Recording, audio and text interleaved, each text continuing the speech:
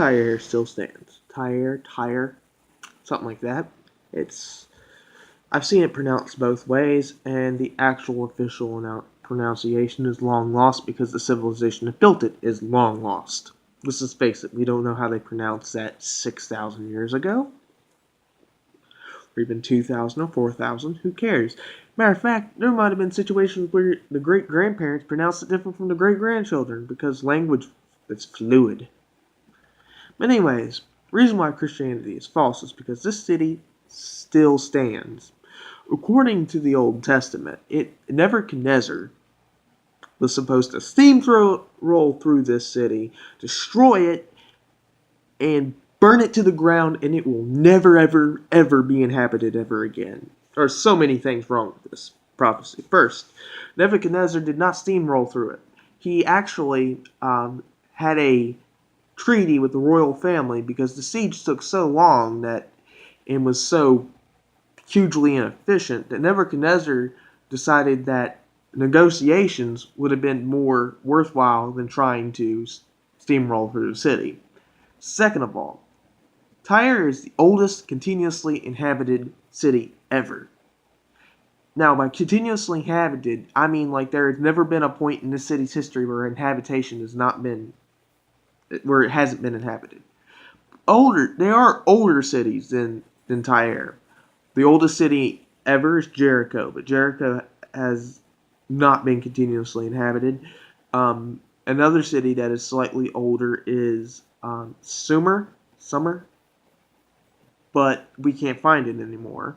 And Akkad, which no longer even exists, is older also, but we can't find it anymore. We know it's somewhere either in Iraq or Iran, in that area, but we're not 100% sure of its exact location or its borders.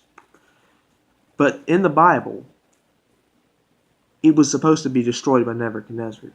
It not only held out on that siege, ends up, it wasn't destroyed, like as in ransacked, until Alexander the Great's time. Alexander the Great lived close to several, I want to say 1,000 to 2,000 years after Nebuchadnezzar, and he had to build a land bridge which turned Tyre from island to peninsula just to get there. And then he attacked, ransacked, destroyed, salted the city, but even then, it was still inhabited. Basically, the original population was not decimated. They were not destroyed. Despite what Alexander the Great recorded, it is highly unlikely that he killed a city of 10,000 people. He didn't even have the troops for that. Let alone the fact that Tyre's army was even stronger than that, which means that even though he beat them in a military defeat, he couldn't hold the city. Matter of fact, a lot of Alexander's empire wasn't even held when he died. When he died, his empire was immediately broken up between his generals, and then eventually was absorbed into the Roman Empire.